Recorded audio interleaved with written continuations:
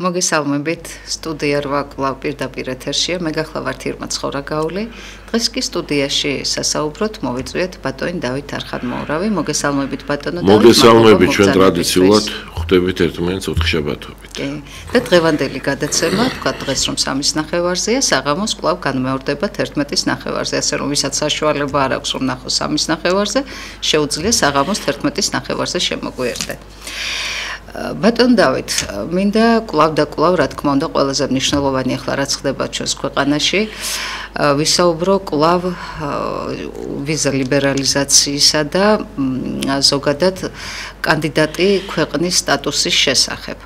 მოკლედ, მინდა გითხრათ, რომ ყველა თავის საზეიმო გამოსვლაში იქნებოდა ეს თუ წინა საარჩევნო კამპანიაში, თუ ყოველდღიურ გამოსვლებში, ქართული ოცნება ყოველთვის გვეუბნებოდა, რომ მათი მთავარი მონაპოვარი რაც იყო 2012 წლიდან დღემდე ეს გახდათ ის, რომ სწორედ მათ პერიოდში ქვეყანა მიიღო ევროკავშირის კანდიდატის სტატუსი და რა თქმა უნდა ვიზა ლიბერალიზაციაზე, ანუ ევროპის ქვეყნებში გამარტივებულ მიმოსვლაზე საუბრით იწონებდა თავს. თუმცა დღეს, როდესაც ამისი რეალური დაკარგვის საშიშროება შეიქმნა, სიკეთეების დაკარგვის საშიშროება შეიქმნა, ქართული ოცნება უცებ იცვლის თავის გადაწყვეტილებას და თავის რიტორიკას და მაგალითად ბატონი კობახიძე საუბრობს იმის შესახებ, მასთან ინტერვიუ იყო და მან თქვა, რომ ძალიანაც კარგიო თუ არ იქნება ვიზა ლიბერალიზაციაო, იმიტომ რომ რაც უფრო გართულდებაო გასვლაო ქვეყნის გარეთო ჩვენი ქვეყნის მოქალაქეებისო,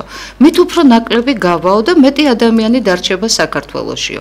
ამავდროულად ქალბატონი წილოსანი, ეს გახლავთ ჩვენი საკანონმდებლო ორგანოს პარლამენტის პირველი ვიცე-სპიკერი, მან ბრძანა, რომ ძალიან კარგია უკვლავ გააგრძელა ეს რიტორიკა ბატონი კობახიძის და ჩვენი მოქალაქეებიო დაბრუნდენო უკანო და პირდაპირ ეუბნება, რომ ჩვენი ეკონომიკა 2012 წლის დღემდეო, ქალბატონი წილოსანი ასე ბრძანებს, გასამაგდაო, სამჯერ გაიზარდაო, ამიტომ ყველა დასაკვდება და დაბრუნდით უკანო. ვეღარ ხვდებით ბატონ დავით, აი კვლავ ჩვენ მოქალაქეები აღმოჩნდით დიდი გაუგებრობის წინაშე. სულ სხვა რამეს გვეუბნებოდა ქართული ოცნება, ეს იყო მისი ყველაზე დიდი რეალურად კარგი შანსი და კარგი გადაწყვეტილება და კარგი ნაბიჯები და დღეს გვეუბნება, რომ ეს ყველაფერი არაფერი ყოფილა. რასთან გვაქვს საქმე ბატონო დავით? დავიბენით უკვე. არა, ნუ რა დავიბენით ახლა. ხელისუფლებამ როგორღაც უნდა გაიმართლოს თავი, თუ აქვს წარუმატებლობა რაიმე მიმართულებით. და ეს არის ის ხელისუფლება, რომელიც დემაგოგია და ტყუილი ლაპარაკი ამ ხელისუფლებისთვის ერთ-ერთი დამახასიათებელი თვისებაა და თავის მართლების მიზნით ხან რას ამბობენ, ხან რას. აქ საინტერესო სხვა რამეა, ეკონომიკამ წაიწია წინ თუ არა სინამდვილეში. საქმე იმაშია, რომ ძალიან დიდი რაოდენობა ადამიანების უზარმაზარი ციფრია, ღებულობს და სულ არის 3 მილიონიანი ქვეყანა. მართალია ეხლა ხელოვნურად ზდიან ამ რაოდენობებს. მაგრამ დანამდვილებით ყველა მიცის, რომ ამ ქვეყანაში 3 მილიონ კაცზე მეტი არ ცხოვრობს. დიახ, გვეუბნება, რომ 3.900.000. მაგრამ ხან 3.700.000 ამომრჩეველი ყოფილა. საიდან არის ეს 3.700.000 ამომრჩეველი? 3 მილიონი კაცი არ ცხოვრობს. და ვინ საზღვარგარეთ ცხოვრობს, რეალურად უმეტესობას არ აქვს საშუალება ხმის მიცემის. მაგრამ გეუბნებიან, რომ 3.750.000 ამომრჩეველი, ეხლა კიდე გაიზარდა ეს რაოდენობა. ხალხის რაოდენობას მუდმივად ზდიან. რეალობა რა არის?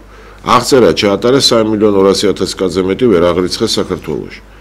რეალურად აქ არ არის ამდენი ხალხი. ეს ერთი თემაა. მეორე თემა ისაა, რომ ბოდიშს გიხდით ბატონო დავით, სანამ სხვა თემაზე გადახვალთ, ჩაგერთვებით, რომ დიახ, სწორედ აი როდესაც აღრიცხვა ჩაატარეს მოსახლეობის, ამ აღრიცხვაში მოხდნენ ამავდროულად უცხო ქვეყნის მოქალაქეები, რომლებსაც აქვთ დროებითი საცხოვრებელი მინიჭებული. კი, ანუ აქ სხვა პოლიტიკური საკითხებია და სოციალური და ეკონომიკური. პირველი უნდა ვთქვათ, ქვეყანაში არის რეალურად დაახლოებით 3 მილიონი კაცი, შეიძლება 3.200.000 კაცი სულ მოსახლეობა. მეორე თემაა, რომ ამ მოსახლეობაში უამრავი ადამიანი არის, რომელიც არ არის ქართველი და საერთოდ არ არის საქართველოს მოქალაქე. როცა ვამბობ არ არის ქართველი, არ გულისხმობ მაინც და მაინც საქართველოს მოქალაქეები, რომლებიც თაობიდან თაობამდე აქ ცხოვრობენ, არა აქვს მნიშვნელობა ქართველი, ებრაელი, სომეხი, აზერბაიჯანელი, ეს სხვა არის. ესენი ყველანი დასავლური ტიპით შეგვიძლია ქართველები უწოდოთ, ანუ საქართველოს ძირძველი მოსახლეობა. და ამავდროულად ბოლო პერიოდში გაჩნდა უამრავი ადამიანები და ეს ადამიანები არიან ძირითადად ან ირანელები, ან თურქები, ან ახლა არაბები გაჩნდა ძალიან დიდი რაოდენობა, სირიელები, ერაყელები და რა ვიცი, სხვადასხვა ადამიანები, რომლებიც რაღაცნაირად ან უკვე მოქალაქეები ხდებიან, ან ბინადრობის უფლება აქვს და ფაქტიურად მოქალაქეებთან გათანაბრებული არიან, უბრალოდ არჩევნებზე ხმას ვერ იძლევიან. ან რაღაცა სხვადასხვა გზებით აქ სახლდებიან და ესენი ამათი რაოდენობა არის ძალიან დიდი. ამათი რაოდენობა იმდენად დიდია, ეხლა არავის არ აქვს დათვლილი, მაგრამ ალბათობის თეორია, რომელიც შეიძლება ბევრი მათემატიკური განათლება არ ქონდეს და არ ფლობდეს, სინამდვილეში ჟღერს ძალიან მარტივად. თუ თქვენ ყოველ დილას სახლიდან რო გამოდიხართ, ხედავთ ერთი და იგივე ადამიანს, ან დაუშვათ 10 დღე რო გამოხვალთ ზედიზედ 7 ჯერ დაინახავთ ერთი და იგივე ადამიანს, ალბათობა იმისა, რომ ეს ადამიანი თქვენი მეზობელია, არის ძალიან დიდი. იმიტომ რომ 10 ჯერ თქვათ გამოხვედი 10 დღის განმავლობაში, ან 1 თვის განმავლობაში გამოხვედი და 20 დღე დაინახე ეს კაცი. ესე იგი იმის ალბათობა, რომ ეს კაცი შენი მეზობელია, მინიმუმ 66%-ია დაახლოებით. ასევე აქაც რომელ ქალაქშიც გინდა ჩადე. აი ახლა გერგეთის სამებაში ვიყავი ცოტა ხნის წინ. ყაზბეგში გერგეთის სამების ცნობილი ტაძარი. ნუ ესე იგი, ყაზბეგში, თვითონ ყაზბეგში. ერთი 7 ინდური რესტორანია. ინდოელები, არაბები, სწორედ ზუსტად ვიძახი, ირანელები, სირიელები, ყველა კუთხეში გვხვდებიან, მაგალითად. ჩახვალ რუსთავში, ქუჩაში გაივლი, ყოველი მეორე ესენია. თბილისში გინდათ გადით რუსთაველზე, სადაც გინდა ყველგან თვალში საცემი რაოდენობა ამ ხალხის. ეს ნიშნავს, რომ ამათი რაოდენობა ძალიან დიდია. ჩემი ანგარიშით, მე სუფთა მათემატიკურად ვანგარიშობ, აქ ლაპარაკი სულ ცოტა, ერთი 300,000, 400,000 კაცზე მიდის, ეს არ არის 30,000 კაცზე ლაპარაკი. ძალიან დიდი ციფრია, 10-15%-ია ლაპარაკი მოსახლეობის. ეს ხალხი საიდან ჩდება აქ? ხელისუფლება უშვებს. ჩვენ ვართ ერთადერთი ქვეყანა, ჩვენი პარტნიორი ქვეყნები, ევროპული და ამერიკული ქვეყნები არ მოაწერეს ხელი იმ შესაბამის საერთაშორისო ხელშეკრულებებს, რომელსაც ჩვენ რატომღაც მოვაწერეთ. და ფაქტობრივად გაუხსენით კარი არა ევროპელებს თქვათ, ან ამერიკელებს მაგალითად, არამედ ზუსტად აი ამ ადამიანებს. ეს ერთი. და მათი რაოდენობა გახდა ძალიან დიდი. ეს პირველი. ეს ადამიანები აღწერაში წვდებიან ახლა რაღაცნაირად. და თვითონ ხელისუფლებასაც აწყობს, რომ მოხდნენ აღწერაში. აღარ ვლაპარაკობ, რომ მთელი წვრილი ბიზნესი და საშუალო ბიზნესი ამ ადამიანების ხელში აღმოჩნდა. ხელისუფლება ყველანაირად ხელს უწყობს. აი ახლა ავიღოთ ჩვენივე მეგობარი გოჩა თევდორაძეს, რაღაცა უბრალო კაფე აქვს ბათუმში. აი უბრალო კაფე. აი მინდა რომ ხელისუფლების ყურადღება გავამახვილო. იქ რაღაცა დავა აქვს, რომელშიც აბსოლუტურად მართალია და აჭარის ხელისუფლება, იქ მეორე მხარეს თურქია ჩარეული. ყველაფერში ამ კაცს უქმნის ჩვენსას თევდორაძე გოჩას დაბრკოლებებს და ყველაფერში ხელს უხსნის იმ თურქს. საოცრება ისეთი უკანონოები ხდება, აი გაოცებული ვარ საერთოდ. კაც შუქი ჩაუჭრეს და გაზი გადაუჭრეს მარტო იმიტომ რომ იქიდან მხრიდან თურქია. და თანაც თითქოს ვითომ უკანონოდ სრულია და ვერაფერს ვერ აღწევს. და აი ეს რაც ხდება ჩვენ ქვეყანაში, რომ უცხო ქვეყნის მოქალაქეებისთვის ყველანაირად გახსნილია გზა. გახსნილია გზა, კიდევ ამბობ ერთხელ თქვი ეს, მინდა გავიმეორო, რომ გლოვოდა ეს ისინი რო არის, რომ დააქვთ საკვები. ქართველი არ არის თითქმის არავინ. 10-დან 9 არის ინდოელი. ტაქსიც ბატონო. აქ რატო? იმიტომ რომ ესენი იაფს ითხოვენ, ქართველები ცოტა მეტი მოთხოვნა აქვს და ამიტომ ამ ხალხს რატომ არა აქვს აკრძალული მუშაობის უფლება? ქართველი ახლა სადმე რო ჩადის მუშაობის უფლება ყველგან აკრძალული აქვს. ჩვენ რატომ არ უგზავნავთ ამათ? აი ეს პირველი თემა. ამიტომ არის რომ აი ამ აღწერის პროცესში საიდანღაც მატულობს ხალხი, მაგრამ ამავე აღწერიდან დააკვირდით რომ უზარმაზარ რაოდენობა აღარ მახსოვს, აი უცებ ამომივარდა 600 თუ 800.000 ძალიან დიდი რაოდენობა ადამიანების, რომლებიც თუ დახმარება არ მიიღეს სახელმწიფოსგან, აქ მე მგონი თითქმის 800.000-მდე არის, ახლა მეშინია რომ შევწდე რაღაც 700.000 არის მიღწეული. რა დიდი ციფრია. ძალიან ესენი საერთოდ ვერ ცოცხლობენ და კიდე დანარჩენი კიდე ხალხი. თითქმის ნახევარ მოსახლეობაზე ცოტა მეტია, რომელიც უკიდურესად გაჭირვებაშია. აი უკიდურეს. ზარი თუ იყო კი ბატონო შემოუშვათ მე არ ვიცი. გაითიშა. უკიდურეს გაჭირვებაშია ხალხი. ეხლა წარმოიდგინე, ამ ვითარებაში როდესაც არის უკიდურესი გაჭირვება და დახმარება, ეხლა ხელისუფლებამ შეცვალა რიტორიკა, თავისი პროპაგანდა და ეხლა გვეუბნება რომ თურმე კარგია აქ ცხოვრება, ჩამოდით და ყველას მოგივლით. კაცო, კარგია რომ ევროპაში აღარ გავალთო. ამ ქვეყანას, ამ ხელისუფლებას რომ ორმაგი და სამმაგი სტანდარტი აქვს, ეს ახალი არ არის.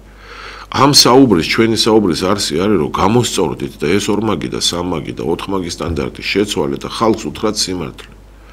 ლაპარაკი რომ ჩვენ ვართ ყველაზე წარმატებული ეკონომიკური ქვეყანა, ეკონომიკის გაგებით ყველაზე წარმატებული ქვეყანა, ну უბრალოდ სამარცხვინოა, სასაცილო კი არ არის. და ეკონომიკაში არავის არ აქვს ქალბატონი ცილოსანი. სასაცილო კი არა, სამარცხვინოა.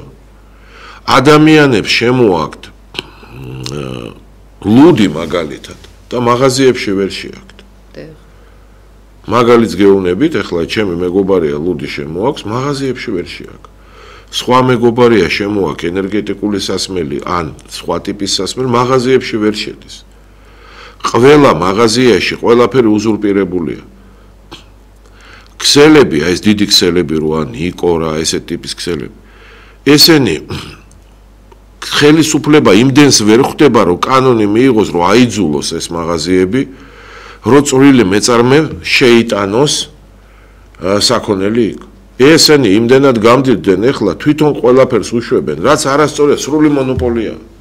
მაღაზიების ქსელი გააქვს და კიდე ესეთი მონოპოლისტი ხარო.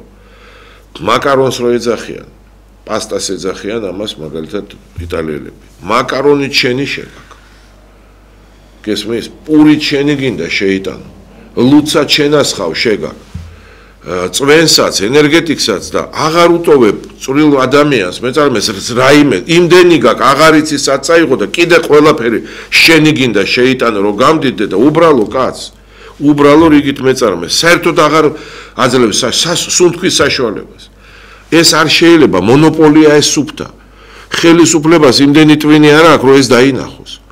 უნდა იყოს კანონი, რომელიც პირიქით აი ამ დიდ მაღაზიების ქსელს ყველანაირად უგრძალავს, რომ საკუთარი პროდუქცია აწა. ესენი ქსელები არიან, უნდა იყვნენ ქსელურ ბიზნესში. არა ის, რომ ამათმა კიდე ყველაფერი აწარმო, მაშინ თუ შენ ეს კიდევ სხვა ბიზნესია. აბარა, თუ შენ გინდა ყველაფერი შენ აწარმო, მაშინ შენ მაღაზიაში სხვისას ნურაფერს ნუდადებ. მარტო შენი ნაწარმი შეიტანე და სხვას ნურაფერს ნუში. მაგრამ ეს შენ ხო არ გაწყობს. და თუ არა და ყველას მიეცი საშუალება რომ შევიდე. ხონდა არეგულირებდეს ამას ხელისუფლება, ბატონო. ხელისუფლება საერთოდ არ ფიქრობს ამაზე, ხელისუფლება არაფერზე არ ფიქრობს. მე გითხარით, ეს ხელისუფლება არის ხელისუფლება, რომელიც 5 წელი უყურებს ჩვენ ყველა იდეა და ყველა ტექსტი, რასაც ესენი ამბობენ, ჩვენგან მოპარულია. ახლა გავიგე, რომ წვრილ და საშუალო ბიზნესს და ფინანსებენ შემოიტანეთ განაცხადები არჩევნების წინ. ჩვენი წინა საარჩევნო გახსოვთ? ამას ვამბობდით 12 წელიწადია. ყველა წინა საარჩევნო. ეხლა პირდაპირ აიღეს ჩვენი ეს პროგრამა, რომ უნდა დააფინანსონ წვრილი და საშუალო ბიზნესით, მოიპარეს ურცხვად და არაფერს არ გააკეთებენ სინამდვილეში. ხალხს დაპირდებიან, რომ ამას გაგიკეთებთ. აქაც ესეა. ეხლა ჯერ იყო, რომ ევროკავშირის წევრი გავხდებით, ევროკაკაცო თვითონ ბატონი პრემიერ-მინისტრი კობახიძე წელიწად ნახევრის წინ გვიმტკიცებდა, რომ უახლოეს პერიოდში უფრო სწრაფად გავხდებით ევროკავშირის წევრი, უფრო სწრაფადო ჩვენო ამ პოლიტიკითო, უფრო სწრაფად გავხდებით ევროკავშირი, ვიდრე თქვენ გონიათ. მისი ბოლო გამოსვლა პარლამენტში ბატონ დავით აი ახლა რომ დამთავრდა საზაფხულო სესია გამოვიდა ანგარიში და ბრძანა რომ მიუხედავად იმისა რომ ჩვენ აგერ კანდიდატის სტატუსაც გვართმევენ ის რომ ვიზა ლიბერალიზაციას გვართმევენ პირდაპირ უტიფრად გვიმტკიცებს რომ 2030 წელს ჩვენ მაინც გავხდებით ევროკავშირის წევრი ქვეყანა. ამ ხელისუფლების სტილი არის რომ რაღაცა გითხრას რაზეც პასუხს არ აგებს. ჩერჩილს ჰქონდა ერთხელ ესეთი ვინსტონ ჩერჩილს გამონათქვამი რომ პოლიტიკაში ყველაზე მნიშვნელოვანი ის კი არაა არის ისო რომ თუ რაღაცას ვერ მიაღწევ აქ ყველაზე მნიშვნელოვანი იმაზე უფრო მნიშვნელოვანი ვიდრე მიაღწევ არის ის რომ ახსნა რატომ ვერ მიაღწევ თავარი არის რომ ახსნაო ესენიც ესე არიან თავარი აგვიხსნან რატომ ვერ აღწევ და სულ ამაზეა ეხლა ევროკავშირის კანდიდატი წევრი თურქეთიც არის რო იცოდეთ უკვე რამდენი 70 წელი ბევრი იძახის რომ როგორ ეხლა ევროკავშირი 90-იან წლებში შეიქმნა ეს ესე არაა სინამდვილეში ევროკავშირი რეალურად შექმნა ევროკავშირის დაიწყო 1948 წელს პირველად მაშინ დაიდო მაშინ მართალი ესე არ ერქვა მაგრამ პირველად დაიდო ხელშეკრულება ეკონომიკური თანამორბედობის შესახებ ჯერ 5 ქვეყანა იყო მერე 7 51 წელს ერქვა ამას ნახშირის და ფოლადის კავშირი მერე 57 წელს და ასე ყოველ წელს რაღაცა იცვლებოდა და ყოველი ახალი ორგანიზაცია იყო სამართალ მემკვიდრე წინა ორგანიზაციის და ბოლოს 90-იან წლებში ჩამოყალიბდა ევროკავშირი რომელიც არის სამართალ მემკვიდრე ყველა იმ წინა ორგანიზაციებისა 1948 წლამდე ჩათვლით ყველა იმ ორგანიზაციის სამართალ მემკვიდრეა და თურქეთი ამას ამბობს. თურქეთი ამბობს რომ მეო 70 წელიწადი ვარო ევროკავშირის კანდიდატი წევრია. აი იქიდან მოყოლებული სულ ნუ არა 1948 წლიდან, მაგრამ 50-იან წლებში გახდა კანდიდატი წევრი. აი იმ ორგანიზაცია იმის მერე დღემდე უკვე დღეს ევროკავშირად გარდაიქმნა ეს ყველაფერი დღემდე არის იმის დაუსრულებელი კანდიდატი და წევრი მაინც ვერ გახდა, მაგრამ თურქეთმა რაც შეეძლო კანდიდატობიდან მიეღო უვიზო რეჟიმი ან რაღაცა ვაჭრობის შედარებით უფრო გაიოლებული ფორმები, შეღავათიანი ფორმები, ყველაფერი ეს მიიღო. გამოიყენა. და თურქეთის ეკონომიკა პლუს ნატოში შევიდა. ნატოს წევრი ქვეყანა. უზარმაზარი დაფინანსება მიიღო ნატოსგან და ტექნოლოგიები და ძალიან ჩამორჩენილი ქვეყანა, ჯერ კიდევ 90-იან წლებში ძალიან ჩამორჩენილი ქვეყანა, დღეს გამოუშვა წყალქვეშა ნავი. და უშვებს ავტომობილებს, წყალქვეშა ნავებს, მათ შორის სუსუ ევროპული, რენოს ავტომობილები მაგალითად სიტყვაზე. უზარმაზარი ტემპები მშენებლო, ეს ყველაფერი მან მიიღო ევროკავშირიდან და ნატოსგან ისე, რომ წევრი ევროკავშირის არ გამხდარა. ეხლა უნდა, იმიტომ რომ მეტის მიღება შეუძლია. მაგრამ ამავდროულად თურქეთს არ შეუძლია არც თავისი მენტალობა, არც LGBT პროპაგანდა უწარმოებია თავის ქვეყანაში. და არც სხვა რაიმე კუთხით არაფერი არ დაუთმია ეროვნული. და ყოველ დღე თურქეთის პრეზიდენტი არ ეუბნება მოსახლეობას, ხან იმას რომ ეხლა წადით, ხან იმას რომ ჩამოდით უკან. ესმით და არ იძახის სიამაყით რომ აი ეს ქენი ან ეს ქენი. ამასობაში თურქები ევროკავშირში არა მარტო შევიდნენ. გერმანიის მოსახლეობის თითქმის 12% ესენი არიან თურქები დღეს. იქ ცხოვრობენ, იქ მუშაობენ. 12% წარმოიდგინეთ გერმანიის მოსახლეობა თითქმის 80 მილიონი. საკმაოდ ცხვილი მეწარმეები არიან ბატონო დავით. აქ 10 მილიონ კაცზე მიდის ლაპარაკი დაახლოებით. 80 მილიონიანი, ცოტა მეტიცაა 80 მილიონზე გერმანიის მოსახლეობა და 10 მილიონამდე არის თურქები. დააკვირდით. აქ ჩვენ ახლა სულ სხვა სიტუაცია გვაქვს. ჩვენ არანაირ ეკონომიკურ კი ბატონო უპასუხოთ ახლა სარია პირდაპირ ეთერში მოგესალმებით პირდაპირ ეთერში ბრძანდებით ისაუბრეთ ჩემი შვილი ცხოვრობდა 14 წელი ესპანეთში ეხლა ჩამოვიდა ყავს 2 შვილი და სკოლაში არ იღებენ ბავშვებს რომ ის არ აქვს ადგილიო არც ერთ სკოლაში არ იღებენ თუ კონკრეტულ სკოლაში არ იღებენ? აი კონკრეტულ სკოლაში მინდაძე არის სკოლა და არ იყოს არაფერ ადგილებიო. და რომელი ქვეყნის მოქალაქეები არიან ბავშვები ქალბატონო? ბატონო? რომელი ქვეყნის მოქალაქეები არიან? ესპანეთში ცხოვრობდნენ. არა და მოქალაქეობა ესპანეთის აქვს თუ საქართველოსი? საქართველოს უკეთებს ახლა მიღებს ახლა. გასაგები. მე ვფიქრობ, რომ ალბათ კონკრეტულ სკოლაზე აქვს საუბარი და კონკრეტულ სკოლას არ ვიცი, ხა ძალიან ინდივიდუალური საკითხია ესა, პირველ რიგში უნდა გახდნენ მოქალაქეები საქართველოსი.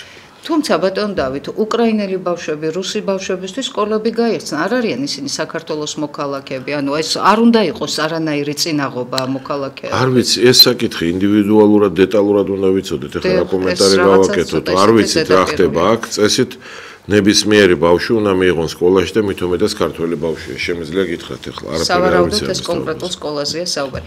ბატონ დავით, ახლა თქვენი საუბრიდან მე აუცილებლად მინდა ორი მნიშვნელოვანი მომენტი გამოვყო. თქვენ ბრძანეთ, რომ ჩვენი თანაპარტიელი, ჩვენი აღმასრულებელი მდივანი და ძალიან დაფასებული ადამიანი, გოჩა თევდორაძე ვერ აღწევს სამართალს ბათუმში და იქ რაღაც სასამართლო დავაში მხარსში უდგანა. სასამართლო დავაც არ არის, კაცო. სემეკმა გამოურთეს დენი, რისი უფლებაც არ ქონდათ. თან ამან მიწერა, რომ არ გამომერთოთო. იქ რაღაც გაზი გადაუჭი. მოკლედ, დეტალურად მანიცის ბევრი, ყველანაირად არის კაცი შევიწროებული, იმიტომ რომ იქით ამხრიდან არის ვიღაც თურქი. აი იცით რისი თქმა მინდა რომ დღეს მე TV პირველზე მქონდა გადართული ჩემი ტელევიზორი და საინფორმაციო რომ დამთავრდა იმათ საინფორმაციოებსაც ვუსმენ ხოლმე ყოველთვის და რომ დამთავრდა ეს საინფორმაციო იქ იყო ამინდის პროგნოზი TV პირველი ეს ვიცი ჩვენ ვისი ტელევიზიაც არის თქვენ იცით რომ ქობულეთის პროგნოზი იყო და ბათუმის არ იყო გადავახვიე თავიდან ვიფიქრე ხომ არ მომეჩვენა ბათუმს აღარ აცხადებს TV პირველი ბატონ დავით. აი ეს მშვიდობიანი ანექსი, ანუ უკვე ეგრეთ წოდებული ოპოზიციისთვის როგორც ჩანს ესაც უკვე მისაღებია რა. არ ვიცი რატო არ ახსენებენ ბათუმს, მაგრამ ერთი რამე ვიცი, ბათუმს ჩადეთ და დაინახავთ რომ ქუჩაში ნაყინს, აი ჩვეულებრივად ქუჩაში ნაყინს, უფრო მეტი ეხლა თურქებმაც დაიწყეს ქუჩაში ნაყინის გაყიდვა. და ქართველი ადამიანი შეხვდება, მით უმეტეს ჩვენ რო დაგვინახავენ გველაპარაკებიან და იძახიან რომ იცით რა მე მინდა გავყიდო ქუჩაში ნაყინი და მერიაში ვერ ვიღებ უფლებას. და აგერ ქუჩაში ნაყინს ყიდის თურქი, რომელმაც რატომღაც მიიღო უფლება. თურქეთიდან ჩამოვიდა, რომ აქ გაყიდოს ნაყინი. საოცრება არ არის, ქართულ კაცს აღარ აძლევენ ამის უფლებას. და ვიღაცა თურქს ირანელს აძლევენ. ეს ერთი თემაა. საერთოდ კიდე მინდა ვთქვა, აქ არის ჩვეულებრივი ორმაგი სტანდარტი. საქართველოს ვერ უზრუნველყო ვერანაირად მთელი ამ წლების განმავლობაში ადამიანების მასშტაბური დასაქმება ვერ წვრილი, ვერ საშუალო ბიზნეს განვითარება მასშტაბურად ვერ უზრუნველყო და მუდმივად იძახდა, რომ წადით საზღვარგარეთ და აი ჩვენი ყველა ეს დიდი მიღწევა არის, რომ უვიზო წასვლა შეგიძლიათ. უვიზო წასვლა შეეძლო ხალხს, მაგრამ მუშაობის უფლება არ ქონდათ.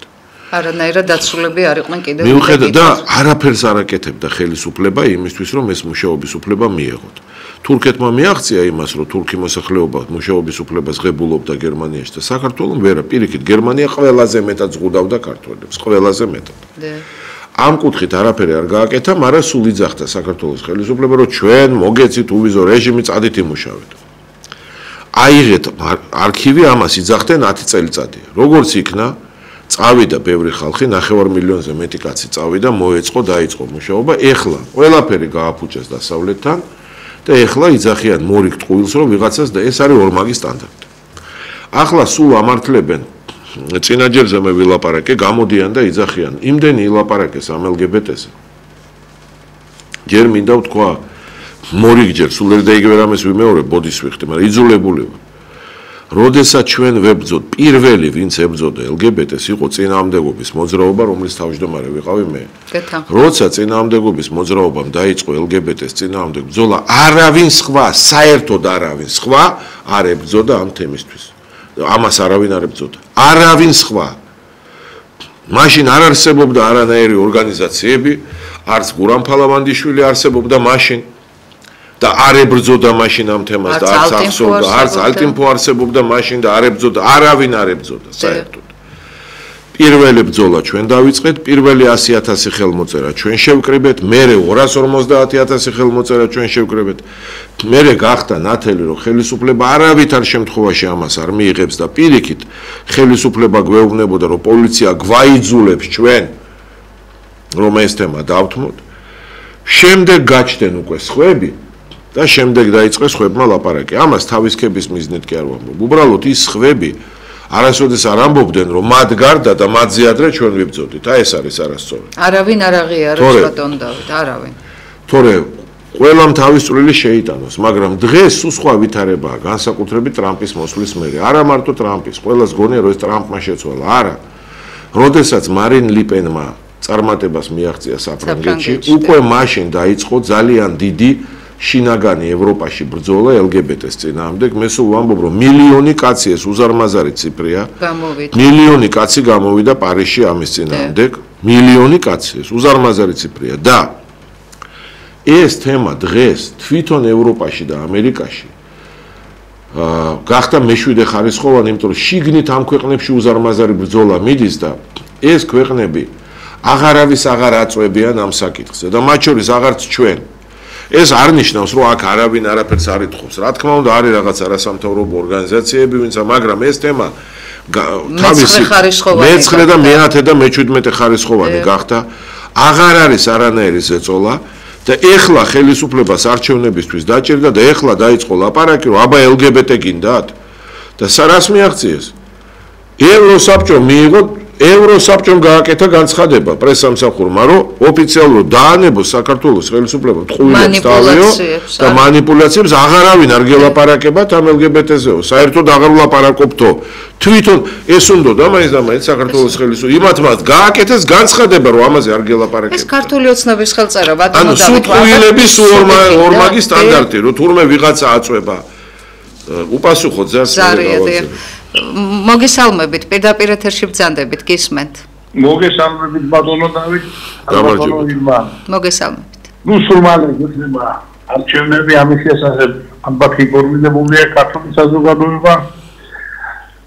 მე მინდა ჩემი აზრი მოგახსენოთ. თუ სამი კატეგორია ვიც ქართულოს ნებას მიცემს ხმას.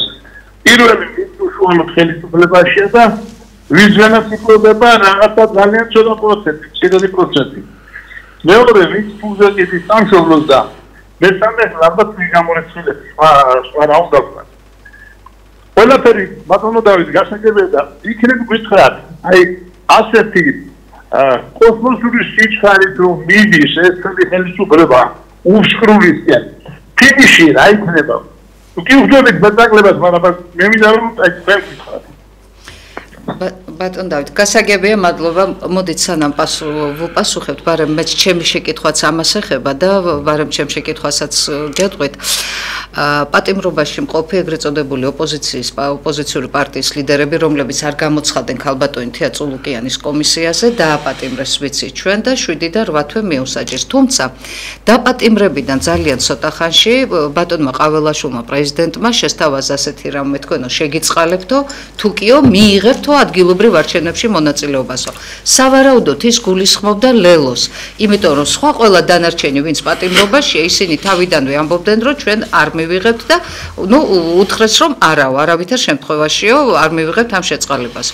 ახლა ჩვენ ხედავთ მეორე კიდევ შეთავაზება ბატონი ყაველაშვილის, მეორეც თავაზობს კიდევ რომ მიიღეთ მონაწილეობაო, თუმცა ლელო პირდაპირ ამბობს რომ მე ისედაც მივიღებო, მაგრამ მე მინდა უშუალოდ პრეზიდენტის სიტყვების ციტირება მომახდინო, რომ ის პოლიტიკური პარტიები, რომლებიც ახსილნი არიან სრულფასოვნად მიიღონ მონაწილეობა არჩევნებში, ყველა პასუხისმგებელი ინსტიტუტის ვალია შექმნა შესაბამისი პირობები არჩევნების ჩასატარებლად.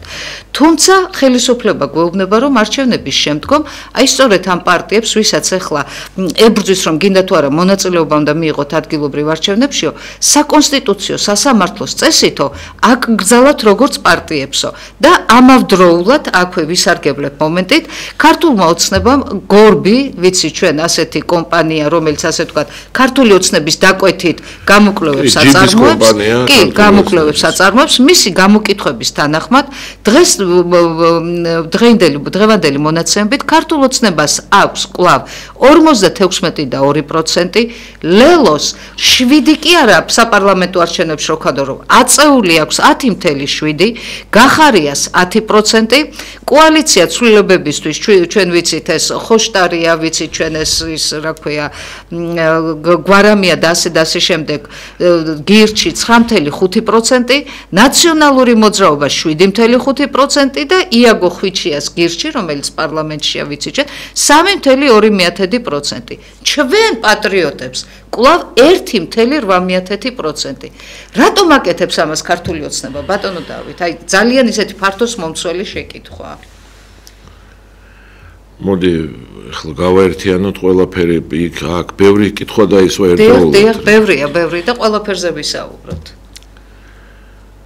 კიდევ ვიმძახი, პირველი, ქართული ოცნება ეს არის ორგანიზაცია, რომელიც მარად ტყუის, მუდმივად ტყუის და ტყუილი არის 2, 3, 4, 5, 7 ტყუილი ერთი და იგივე საკითხის ირგვლივ. მაგალითად, დღეს ისე მინდოდა ხალხის გაჭირვებაზე მელაპარაკა, მაგრამ შეიძლება მოვასწრო. მაგალითად. და ეს ტყუილი აშკარაა. ქართული ოცნება ერთის მხრივ ამბობს, რომ არსებობენ დამნაშავე პარტიები. დამნაშავე პარტია ქართული ოცნებისთვის არის მაგალითად ნაციონალური მოძრაობა, დამნაშავე პარტია არის ნაციონალური მოძრაობის ღია განშტოებები, როგორიც აი გვარამია იქნება თუ მელია იქნება. ასევე დამნაშავე არის მათთვის ხოშტარია და ეს გაერთიანებები. ამათ ირგვლივ კიდე ორი პარტია ეს არის ლელო და გახარია, რომელზეც დამნაშავეს კი არ იძახის.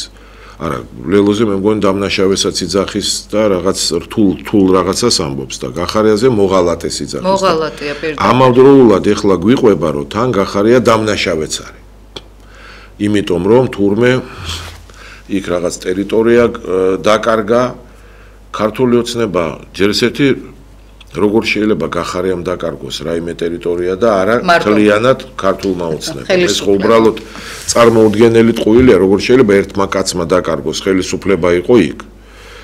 მოკლედ, ეს ცალკე თემაა და ამაზე კიდევ ვილაპარაკებთ, მაგრამ ესენიც ეხლა ნახევრად დამნაშავე პარტიებად გამოაცხადა. მიუხედავად ამისა, სრულიად ნათელია, რომ ამ პარტიებთან მე ვგულისხმობ ლელო და გახარია ხელისუფლებას რაღაცა კულუარული მოლაპარაკებები აქვს. განა კულუარული მოლაპარაკება თავისთავად რაიმე დანაშაული არის პოლიტიკაში, არ არის. კულუარული მოლაპარაკება შეიძლება იყოს და საჯარო მოლაპარაკება შეიძლება იყოს. უზნეობა აქვს სხვა რამეშია. როცა იძახი, რომ არის ესენი დამნაშავეები და ძალიან ცუდი და ბოროტების, აი ბოროტებად გამოყავს ესენი და თან ამათ ზურგს უკან ელაპარაკები. ესა უზნეო. და ამ ორ პარტიას ქაჩავს და პროცენტებს იმიტომ უმატებს, რომ ეთყობა რაღაც შეთანხმებაა, რომ ესენი არჩევნებში აუცილებლად მიიღებენ მონაწილეობას.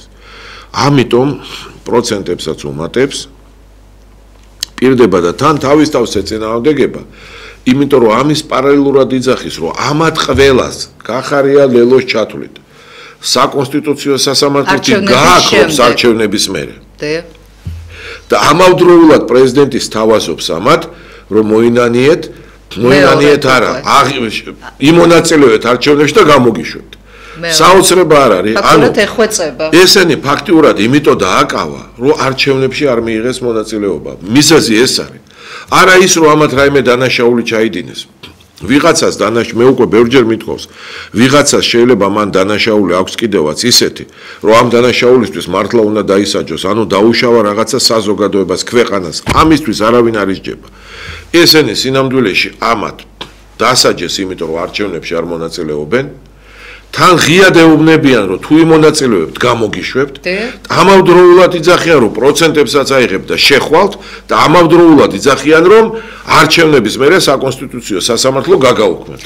4 ერთმანეთის საწინააღმდეგო ტყუილი მიდის. აი ეს არის 4 პრეცედენტი არ ქონია ბატონ დავით, რომ პრეზიდენტი ეხვეწებოდეს ვინმე შეგიწყალებო თან ორგზის.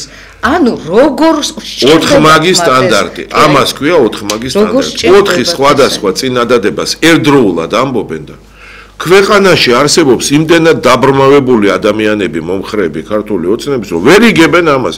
ასეთ აშკარა უზნეობას ვერ ხედავენ. ეს ერთი თემაა, სერიოზული პრობლემაა. ახლა დააკვირდით თვითონ ამ პროცენტებს. თავიდან წაიკითხებ, რომ დავითვალოთ. ქართული ოცნება 56.2%. 56% აქვს. თქვათ 56 აქვს. ესე იგი, ამას რო ამბობენ, მეც არ დაუწერენ თავის თავს. 56 წავიდეთ ლელო 10.7. ნუ 10. ესე იგი, ეს არის 50 იყოს 11. 11. ანუ 56 და 11 ეს არის 67. დიახ. 10% გახარია. 67 უკვე. ეს არის 77. კოალიცია ცვლილებებისათვის 9.5, ნუ 10 ვთქვათ. კი ბატონო. 87. ნაციონალური მოძრაობა 7.5. კი ბატონო, ეს არის 95 მაგალითად. 95. იაგო ხვიჩიას გირჩი 3%. ეს არის 98. 98. 1.8 პატრიოტები, ნუ 2 ვთქვათ. 2% პატრიოტები. ეს 100% გამოიყვანეს და გამოიყვანეს, ეხა უკვე რა შეა საქმე. გირჩთანაც იაგო ხვიჩიას გირჩთანაც იგივე ტყუილია, იმიტომ რომ იაგო ხვიჩიას გირჩი 1%-ს ვერ დააგროვებს, მაგრამ აქაც ნარკომანია, ჯერ თვითონ პროპაგანდას უწევდნენ. ქართული ოცნება, უნდა და მარიხუანას სამედიცინო გაყიდვა. ამ ლაპარაკს მოყვა ის, რომ გირჩი შექმნეს, დააფინანსეს, ტელევიზია მისცეს, პარლამენტში შეიყვანეს, პარლამენტის ყველა დერეფანში საჯაროდ ეწეოდნენ მარიხუანას და ტელევიზიებით ამას აფრქვევდნენ. შემდეგ დააკვირდით. ყველგან მაღაზიები გაჩნდა, სადაც ლეგალურად ნებისმიერ ნარკოტიკს იყიდი. კურიერებს მოაქვთ სახში ნარკოტიკი. ეხლა ამბობენ, რომ ნარკოტიკი ჩვენ არ გვინდაო და ჩვენ ტექსტებს იძახიან. მაგრამ ჩვენ არასოდეს არ ვამბობდით, რომ ნარკოტიკისთვის ადამიანი უნდა დააკავო, ვინც მომხმარებელია. ჩვენ ვამბობდით, რომ ამას როგორ უნდა ებრძოლო. ერთადერთი მთავარი ბრძოლა არის პროპაგანდა. რომელიღაც ამ ტელევიზიაზე ქალბატონი გამოდიოდა და ამბობდა, რომ პროპაგანდით როგორ მოერევითო. პროპაგანდით სოფლიოში წეველების რაოდენობა თითქმის 70%-ით შემცირდა. ჩვენ ვამბობდით, რომ უნდა იყოს პროპაგანდა, რომ ნარკოტიკი ცუდია და მეორე, რომ არ უნდა ძალიან ძნელად უნდა შეიძლებოდეს ნარკოტიკის შეძენა. ყველაფერი საპირისპიროდ გააკეთა. ხელ ქართულმა ოცნებამ გირჩის მეშვეობით პროპაგანდის ღია მექანიზმი შექმნა, მათ შორის ტელემექანიზმი. მაღაზიები და კურიერებს მოაქვთ ნარკოტიკი. ეხლა იძახის, რომ ამისთვის ვიჭერო, მაგრამ არავის არ იჭერს. კანონები მიიღო ვითომ ნარკოტიკის გაყიდვის გამო ვიღაცაების დასჯის და რეალურად დღესაც კურიერი მოგიტანს სახში ნარკოტიკს. და თან კულუარულად ზურგს უკან გირჩს აფინანსებს და სიას უდგენს გირჩს, რომ მათი ადამიანები ვინშევა საკრებულოებში. გირჩის სიას საკრებულოებში ადგენს ქართული ოცნება.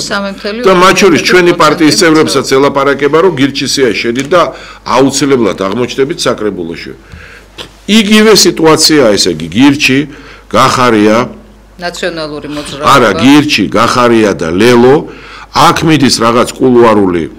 კიდევ ამბობ, განა პოლიტიკაში კულუარული მოლაპარაკებები არის უზნეობა.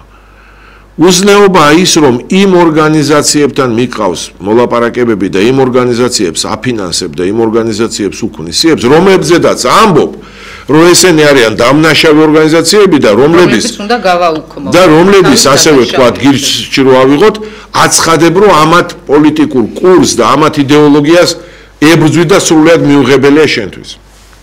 ზუსტად ასეთი თამაში ჰქონდათ ყოველთვის ამათ სააკაშვილის პარტიასთან. იძახდნენ, რომ ეს პარტია ცუდია და ამ დროს კოჰაბიტაციით არარსებულ პროცენტებს უწევდნენ და კაჩავდნენ წინ. ნახეთ, რას გვეუბნება ახლა ჩვენ ეს გორბი. და შენ ჩვენი პარტია ამათ არა მარტო არ უნდათ, იმიტომ რომ ყველა იდეა ჩვენი პარტიიდან უნდა მოიპარო და ჩვენი პარტიის ჩაწევა უნდათ, მაგრამ ეს არ გამოვა. სინამდვილეში მან ასეთ პროცენტებს ესენი ვერ დაწერენ. ანუ ესენი გვეუბნებიან, რომ პატრიოტებზე 9-ჯერ მეტი ხალხი უჭერს მხარსო, გვარამიასო. აი ამას გვეუბნებიან. თუ პატრიოტებზე 9-ჯერ მეტი ხალხი უჭერს გვარამიას, გარეთ უნდა იდგეს ახლა 100,000 კაცი. რა თქმა უნდა. ფინალი რა იქნება ამათი იყო შეკითხვა. ანუ აქ სუტყუილია, ეს უნდა გავიგოთ. ყველა წინადადება, რომელსაც ამბობს ქართული ოცნება, არის სიცრუე. ყველა წინადადება და ჩვენი მთავარი არსი რა არის რომ ამ ტყუილებს თავი დაანებეთ ამ ტყუილებს თავი დაანებეთ კიდე გიწვდით ხელს რომ გავაერთიანოთ პატრიოტული ტრადიციული ძალები და დავანებოთ ტყუილებს თავი და ტრადიციული ღირებებისთვის ვიბრძოლოთ მართლა ის კი არა რომ ვილაპარაკოთ აი როგორც ლაპარაკობს მაგალითად ქართული ოცნება რომ იბძვის ტრადიციული ღირებულებებისთვის და ამ დროს ხან გილს აფინანსებს და მხარს უჭერს და უდგენს სიებს ხანი გახარიასთან ვასვასებს ხან იქ ვასვასებს თან გახარიას მოღალატე დაცხადებს რატომღაც თან იქ ვასვასებს ლელოსთან და იმათი ლიდერების საერთოდ ციხეს ჩასვა ნუ გასაოცარა და ნაცმოძრაობასთან ხო ამათ ალიანსი აქვს 12 წელიწადია და აი ეს ტყუილები ეხა ფინალი რა იქნება დიახ ეს ხელისუფლება ვერ მოერევა ვერც ერთ შემთხვევაში ამერიკის შეერთებულ შტატებს და ვერ მოერევა ევროპას ევროპა ეხლა მე მესმის რომ ძალიან აქტიურად მუშაობენ ესენი ცდილობენ როგორღაც ჩააქრონ მაგრამ ვერ ჩააქრობენ ასეთი ქმედებებით და ასეთი ლაპარაკით მე ვფიქრობ რომ ევროპამ როგორც თქვა სექტემბერში დიდი ვარაუდია რომ დარტყმას მოგვაყენებს და გააუქმებს ამ უვიზო რეჟიმს ყოველ შემთხვევაში ამით გვემუქრება და სავარაუდოდ ამას გააკეთებს უვიზო რეჟიმს გააუქმებს არ ვიცი ეხლა ძალიან უნდა იშრომოს ხელისუფლებამ და მართლა ეს უნდა გააკეთოს ჩემი აზრით რომ ეს უვიზო რეჟიმი არ გაუქმდეს იმიტომ რომ ხალხზე უნდა ვიზრუნოთ და ეს კატასტროფა იქნება ხალხისთვის ეს ერთი თემა აქ ლაპარაკები რომ გვაშინებენ LGBT-ით ტყუილია ასევე ამოიწურა უკვე რომ ჩვენ მშვიდობა მოვიტანეთ ჯერ ერთი ამ მშვიდობისთვის ჩვენმა პარტიამ ბევრად მეტი იბრძოლა და უნდა გითხრათ რომ ის ადამიანები ვინც ლაპარაკობენ იმათ საერთოდ თითი არ გაუნძრევიათ ამ მშვიდობისთვის აი საერთოდ ვინც გამოდის და ტელევიზიით გველაპარაკება საერთოდ და მეორე ეს თემა მოიხსნა დიდი ხანია რა მშვიდობა რუსეთი ეხლა დაკავებულია უკრაინის ფრონტით საერთოდ კაცო კიდე გიმეორებთ სომხეთში აღარა აქვს და აზერბაიჯანში რუსეთს მონაწილეობა ეხლა იმ ქვეყნებში არ იღწვის არამც თუ საქართველოზე ვილაპარაკოთ ამიტომ აქ არ არის ეს თემა ოქტომბერში ან სექტემბერში აუცილებლად ერთის მხრივ ამერიკის შეერთებული შტატები ალბათ მიიღებს იმ აქტს რომელი აქტითაც ძალიან სერიოზულად შევიწროვდება საქართველოს და საქართველოს ის პირები, ის ადამიანები დაწყებული ივანიშვილი და დამთავრებული არ ვიცი. ინგლისიც ალბათ თავის. მე ინგლისი მიიღებს და იქ რეალურად ძალიან სერიოზული ფულის ნაკადებისზე მოხდება დარტყმა და მე ევროკავშირი. მე ვფიქრობ, რომ აქვს რაღაცა გეგმა, ამ გეგმის შედეგად ისედაც ეს დაღლილი ხალხი კი გონია ამ ხელისუფლებას რო აღარავინ გარეთ არ გამოვა ცდება და ესენი ყოველას ძალიან გაბრაზდება. ცდებიან ესე ეგონა ბევრ ხელისუფლებებს თავად სააკაშვილსაც. ფინალი რა იქნება? ფინალი თუ ჩვენთან ერთად. თუ პატრიოტები ძალების გაერთიანება არ მოახდინა და არ მოახერხა ქართულმა ოცნებამ, ქართული ოცნებასაც ჩამოაგდებს დასავლეთი. ჩვენს ყველაზე მიგვაყოლებს, აი ეს იქნება ფინალი. და ჩვენ გადავალთ ისევ იგივე ბრძოლის რეჟიმში, რა ბრძოლის რეჟიმშიც ვიყავით სააკაშვილის რეჟიმის დროს. მოხდება ფინალში ის, რომ ჩვენ აღმოჩნდებით მებრძოლი ხალხი ქუჩაში, ესენი სულ ყველა გაიქცევა ამათ ყველას აქვთ უკვე სადღაც გასაქცევი და ფულიც აქვთ საკმარისი რომ გაიქცნენ, ამ ქვეყანას შეატოვებენ და გადავა ქვეყანა ბრძოლის ახალ რეჟიმში. ძირითადად ისევ ლიბერალურ ვიღაცა ძალებთან. აი ეს იქნება რეჟიმი. ამათ ყველა შემთხვევაში ჩამოაგდებენ თუ ესენი გონს ვერ მოეგებიან და თუ ისევ გააგრძელებენ აი ამ თამაშებს. ბატონ დავით, ეხლა ჩვენ ამ გორბის პროცენტებს ვითვლიდით პირდაპირ ეთერში, მოკლედ ზუსტად დავითვალეთ და ზუსტად 100% მივიღეთ, ხო? აი ეხლა ამათი რეალური ტყუილი დაუშვათ, ეხლა იქნებ ცდები და შემისწორეთ. დაუშვათ ამ გამოკითხვაში 2000-მა ადამიანმა მიიღო მონაწილეობა. ესეთი რამ ხომ ბუნებაში არ არსებობს, რომ 2000-ზე პასუხი ჰქონოდა. ვიღაც ხო იტყოდა, რომ არ ვიცი. ანუ ის გრაფა, რომელმაც არ იცის, ვისაჯერ გადაწყვეტილი არ აქვს საერთოდ. ეს ტყუილია, მაგრამ აქ უარესი რა არის? კლიდობაა, გესმის? კლიდობა და ტყუილი, მაგრამ უარესი ტყუილი. გადააწილე ზუსტად პროცენტი. უარესი ტყუილი რა არის დააკვირდე ხა? ბატონი პაპუაშვილი გამობძანდა და თქვა, რომ აი ახლა ვიხემძღვანელოსო, ამითო დასავლეთმა. 2000 გამოკითხული კაცით როგორი ხელმძღვანელებს დასავლეთი ჩვენ უთხარით მოდი 1.5 მილიონი აუდიო გამოკითხვა დავდოთ ჩავწეროთ და აუდიო ჩანაწერები ვანახოთ სოფლიოს და იქ მართლა გაირკვევა ვის რა პროცენტია და მაგრამ ეგ იქნება დოკუმენტი და 2000 კაციან გამოკითხვას ვინ დაიჯერებს მაგრამ რატომ არ აწყობთ საქმე აქ სხვა რამეშია პატრიოტული ძალები ამ გამოკითხვით ნამდვილად აიღებენ დამიჯერეთ მე 50%-ზე მეც არა მარტო ხელისუფლება მარტო ვერ აიღებს მაგრამ პატრიოტული ძალები 55%-ს დანამდვილებით აიღებენ შეიძლება 60-იც აიღონ აქ სხვა რამე მოხდება პირველი გაირკვევა რომ მარტო ოდენ ქართულ ოცნებას არა აქვს ამ ხელა პროცენტი არამედ აქვს თლიანად პატრიოტულ ძალებს და ქართული ოცნების თავარი მორიგი უზნეო სურვილი არის რომ ყველა პატრიოტული ძალის პროცენტი თავის თავს დაუწეროს მარტო. ამათ ხო ყველაფრის მიტაცება უყვართ. მეორე გაირკვევა რომ ამ ლიბერალებს არა აქვთ ესეთი პროცენტები. გაირკვევა რომ არა აქვს 3% იქ, არ ვიცი გირც, არა აქვს ლელოს და გახარიას 10%, რომლებსაც რატომღაც უცებ მოემატა და დანარჩენებს უცებ ჩაუხრა ეს პროცენტები. აქ ამაშია საქმე რომ კიდევ ერთხელ ვამბობ რომ ლელოს და გირც აქვს გირც კი არა ლელოს და გახარიას აქვს ძალიან მომატებული პროცენტი ბატონ და 3% მომატებული აქვს აი ეგ არის თვითონ ქართული ოცნება როგორ ხსნის ქართულმა ოცნებამ ამხილა ესენი ღალატში გახარია ამხილა როგორ ემატება გახარიას პროცენტები რომელსაც სუმუდმივად ღალატში ამხელს ქართული ოცნების არ სჯერავ ჩვენი არ სჯერა ხალხს რომ პროცენტი ემატება თუ თქვენ ამხელთ გახარიას დააბრალეთ მიწების გაყიდვა დააბრალეთ ყველანაირი ყველაფერი რისი ცუდი დაბრალება შეიძლება და ამ კაც რეიტინგი როგორ ემატება გამაგებინეთ. კაცო თან აბრალებთ ყველაფერს ცუც და იძახით რომ მოღალატეა და არავინ არ არის და ამავდროულად რეიტინგს უწევთ და ეს როგორ ხდება? ანუ მეო არ მენდობა მოსახლეობა. ამოდის რომ ესე კი თქვენ არავინ არ გენდო. საკუთარ ტყუილებში არიან დაკარგულები და აღარ იციან ამ ტყუილებიდან როგორ ამოძვრენ. აი ამაშია. ბატონ დავით თქვენ გინდათ ეკონომიკა. ყველაზე ცუდი რა არის ამათ არ ესმით რომ ხალხი ამას ყველაფერს ხვდება. რაოდენობა იმ მომხრეებისა, რომლებიც ვერ ხვდება ამ ტყუილებს რადიკალურად მცირდება. მაგრამ ფეხებზე კიდია ბოდიში ამ ქართულ ოცნებას ეს ყველაფერი. მაინც თავისას ლაპარაკობს, თავისას აწვება და გონია რომ ყველანაირი ტყუილი გავა. არ გაუვა.